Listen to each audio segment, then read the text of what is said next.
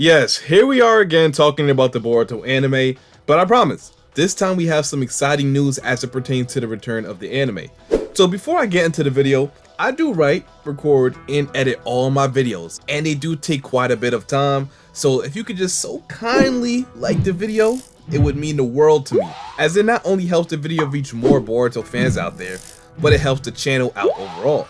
So with that being said, let's go ahead and get on with the video. So let's just start off with the official confirmation on April 18th. Studio Pierrot confirmed the continuation of the Boruto anime on their website. The website says a second part has been confirmed, basically insinuating the final chapters of Boruto Naruto Next Generations is currently under development.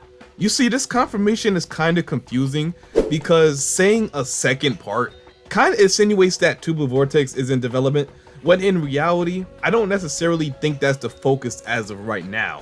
The anime stopped right after the fight versus Code concluded, so they stopped around chapter 68. So when the anime returns, they'll first have to adapt 12 chapters of manga content before they can even think of Tubular Vortex. But let's be honest, 12 chapters is not a lot of adaptation.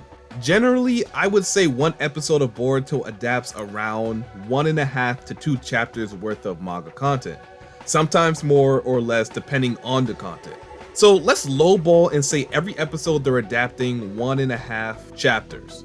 12 chapters should be around 8 episodes before the time skip officially starts. Now what I think is a possibility of happening is exactly what Studio Pierrot said. The second part of Boruto is in production, meaning they will adapt the ending of part 1, but it could release alongside Tubular Vortex. So until they're ready to release Tubular Vortex, we won't see the conclusion of part 1. Because thinking about it more logically, if we said 12 chapters is around 8 to 9 episodes of anime runtime, then 21 chapters, which is the current number of chapters out for the time skip right now, then that'll be around 14 to 15 episodes. That's not enough even if they decided to go seasonal with the anime.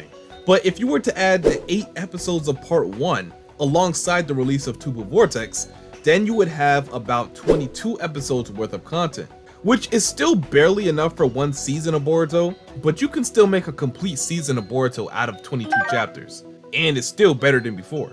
Now, of course, by the time the anime is given a release date, we'll have more chapters under our belt, but what about next season, and the season after that?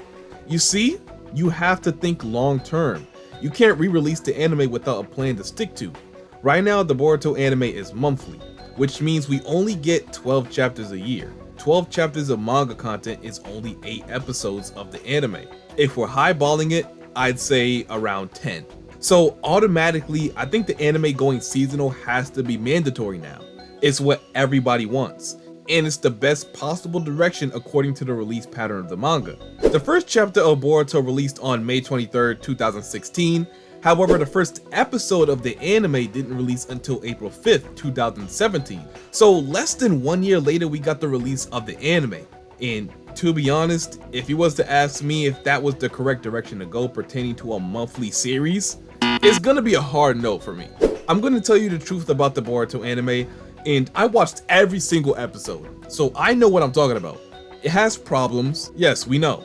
If the anime strictly adapted the manga content, and that content only, they would run into a problem where the anime is caught up with the manga with no further manga content to adapt. With the release schedule of the anime being weekly and the release of the manga being monthly, I think you see the problem here. So that would force the anime to of course go on hiatus or make filler content, or entire filler arcs worth of content. But there's still a problem, because now your anime has been airing filler for 4 months straight, and you only have 4 chapters of manga content to adapt. That's like 2 to 3 episodes. And sometimes the anime could wander so far off from the original timeline, it'll be hard to get back on track in a way that makes sense or doesn't feel forced. If you searched up on Google how much of Boruto is filler, it might give you a smaller number than what you expected, and that could fool a lot of fans that try to argue Boruto doesn't have much filler. But in reality, about more than half of that filler is disguised as anime canon. The arc where Kawaki accepted a mission to join the academy undercover to capture an enemy, is actually considered anime canon. It's not filler. The arc where Boruto and the rest of Team 7 go to the Hidden Mist and deal with the Funato's clan's problems is considered anime canon. These are arcs that stretch over 10, sometimes 20 episodes, and they're not good or interesting at all. And the worst about those arcs I haven't even talked about yet. I'm sorry, I'm getting too amped up. You can hear the pain in my voice. But that's just an example. The anime is mostly anime canon, and if you mix that into the filler, that's over 70% of the anime that's considered filler. So the next time someone tries to gaslight you and says Boruto is only about 20% filler, you say, and 50% of it is anime canon, which makes it really 70% filler in disguise. And this is because they didn't wait long enough until making the anime, and they didn't make it seasonal. One of the other main criticisms that the anime faced was not only filler content and pacing issues because of said filler content, but the animation. Like I said earlier, I watched every single episode of the Boruto anime. I damn near forced myself to watch every episode. So my knowledge on this topic is a bit more than surface level. I can honestly say some episodes of the Boruto anime was very hard to watch. Like, it was visually unpleasant. I'm pretty sure we all watch shows that may have had a poorly animated episode or two, but it's very often at least moderately bad. When it comes to Boruto, I've seen some really bad episodes, and in some cases, I've seen them very obviously pan a camera away from a fight just so they didn't have to animate it. And not only that, but repeatedly use the same animations over and over in these said battles. All these problems mainly come from the one problem of it just not being seasonal, as well as the launch time of the anime. I refuse to believe that a studio that worked on both Naruto Part 1, Shippuden, and Bleach 1000 Year Blood War is that bad. And they're not. It's all because of the tight and strict schedule that they're working with.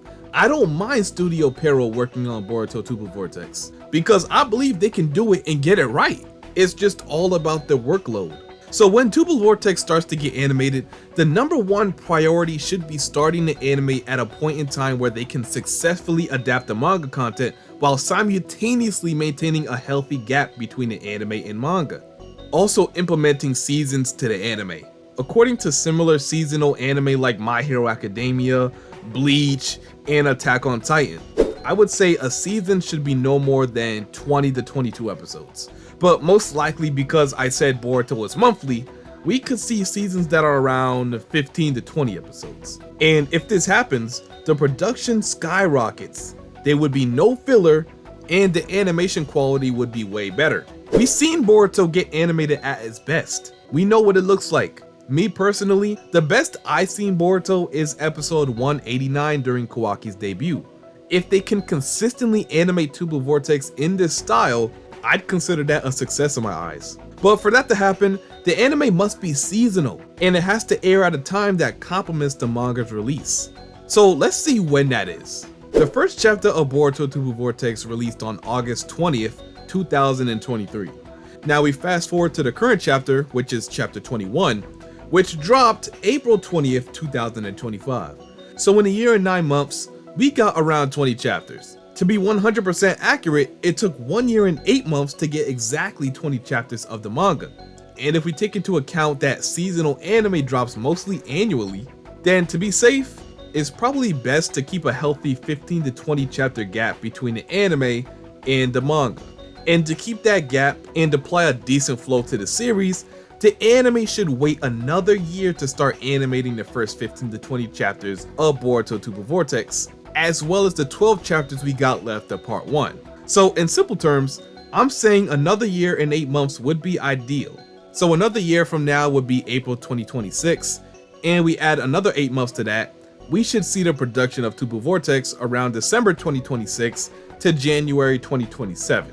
So if we're talking seasons, they're gonna announce it as winter of 2027. That's the best time to release the anime as seasonal, while still keeping a healthy 20 to 25 chapter gap to keep the flow and pacing of the anime at an all-time high. And that's strictly off manga content. There is a chance we could see the anime sooner, especially if we take into account of the remaining amount of part 1 that is mandatory that they animate. and if they plan to implement some anime canon into Blue Vortex as well. Both of these qualifies as extra content that could push the release date of the anime forward. While I admit, anime canon was among the things that dragged the Boruto anime down, the general purpose of anime canon is content that matters to the overall anime down the line. This includes manga canon content as well. Let's take for example, Boruto using the high compression Rasengan during the fight against Ishiki. That Rasengan isn't canon at all. Boruto learned how to do it during an anime canon arc, but this Rasengan mattered majorly down the line because it played a part as to why Sasuke didn't get completely crushed by Ishiki's cubes. So you see, sometimes the anime will do things slightly different than the manga, ending in the same result as the manga. This is one of the ways anime canon can be used in manga canon content. Now, of course, the other way anime canon can be used is for anime canon arcs based on past events that was considered anime canon.